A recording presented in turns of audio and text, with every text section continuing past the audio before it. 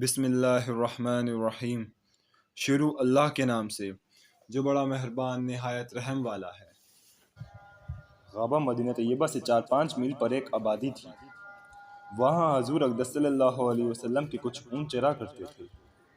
کافروں کے ایک مجمع کے ساتھ عبد الرحمن فزاری نے ان کو لوٹ لیا۔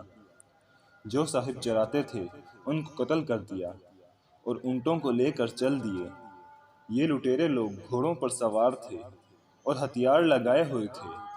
اتفاقاً حضرت سلمہ بن عقوع صبح کے وقت پیدل تیر کمان لیے ہوئے غابہ کی طرف چلے جا رہے تھے کہ اچانک ان لٹیروں پر نگاہ پڑی۔ بچے تھے، دوڑتے بہت تھے۔ کہتے ہیں کہ ان کی دوڑ ضرب المثل اور مشہور تھی۔ یہ اپنی دوڑ میں گھوڑے پکڑ لیتے تھے اور گھوڑا ان کو نہیں پکڑ سکتا تھا۔ اس کے ساتھ ہی تیر اندازی میں بھی مشہور تھے۔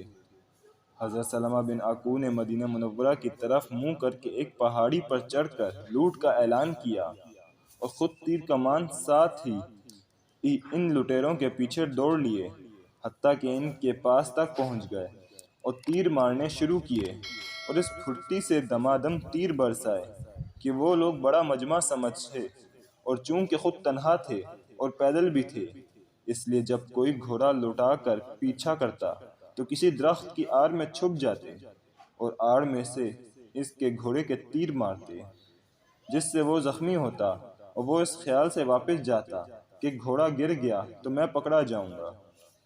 حضرت سلمہ رضی اللہ تعالیٰ عنہ فرماتے ہیں، غرض وہ بھاگتے رہے اور میں پیچھا کرتا رہا، حتیٰ کہ جتنے اونٹ انہوں نے حضور صلی اللہ علیہ وسلم کے لوٹے تھے وہ میرے پیچھے ہو گئے، اور اس کے علاوہ 30 برچھے اور 30 چادریں وہ اپنی چھوڑ گئے۔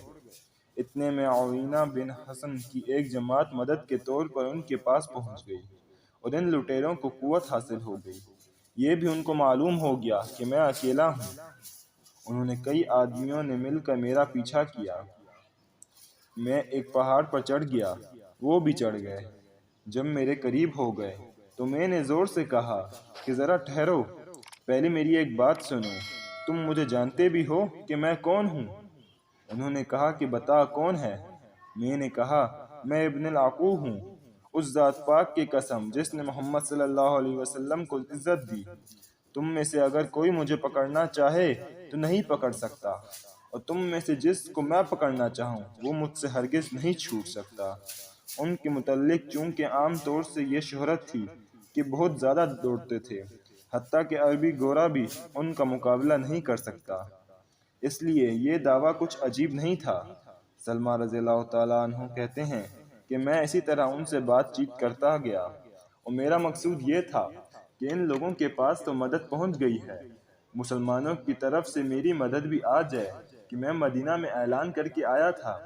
غرض ان سے اسی طرح میں بات کرتا رہا اور درختوں کے درمیان سے مدینہ منورہ کی طرف غور سے دیکھتا رہا کہ مجھے ایک جماعت گھوڑے سواروں کی دوڑ کر آتی ہوئی نظر آئی۔ ان میں سے سب سے آگے اخرم اسدی رضی اللہ تعالیٰ عنہ تھے۔ انہوں نے آتے ہی عبد الرحمن فزاری پر حملہ کیا اور عبد الرحمن بھی ان پر متوجہ ہوا۔ انہوں نے عبد الرحمن کے گھوڑے پر حملہ کیا اور پاؤں کاٹ دیے، جس سے وہ گھوڑا گرا، اور عبد الرحمن نے گرتے ہوئے ان پر حملہ کر دیا، جس سے وہ شہید ہو گئے، اور عبد الرحمن فوراً ان کے گھوڑے پر سوار ہو گیا۔ ان کے پیچھے ابو قتادہ رضی اللہ تعالیٰ عنہ تھے، فوراً انہوں نے حملہ شروع کر دیا۔ عبد الرحمن نے ابو قتادہ رضی اللہ تعالیٰ عنہ کے گھوڑے کے پاؤں پر حملہ کیا، جس سے وہ گرے، اور گرتے ہوئے انہوں نے عبد الرحمن پر حملہ کیا، جس سے وہ قتل ہو گیا، اور ابو قتادہ رضی اللہ تعالیٰ عنہ فوراً اس گھوڑے پر جو اخرم اسدی رضی اللہ تعالیٰ عنہ کا تھا اور اب اس پر عبد الرحمن سوار ہو رہا تھا، سوار ہو گئے۔ بعض تواریخ میں لکھا ہے کہ حضرت سلمہ رضی اللہ تعالیٰ عنہ نے اخرم اسدی رضی اللہ تعالیٰ عنہ کو حملے سے روکا بھی تھا کہ ذرا ٹھہر جاؤ، اپنا مجمع اور آنے دو، مگر انہوں نے فرمایا کہ مجھے شہید ہونے دو۔ کہتے ہیں کہ مسلمانوں میں صرف یہی شہید ہوئے اور کفار کے بہت سے آدمی اس لڑائی میں مارے گئے۔ اس کے بعد بڑا مجمع مسلمانوں کا پہنچ گیا اور وہ لوگ بھاگ گئے، تو حضرت سلمہ رضی اللہ تعالیٰ عنہ نے حضور اقدس صلی اللہ علیہ وسلم سے درخواست کی کہ میرے ساتھ 100 آدمی کر دیں، میں ان کا پیچھا کروں، مگر حضور صلی اللہ علیہ وسلم نے فرمایا کہ وہ اپنی جماعتوں میں پہنچ گئے۔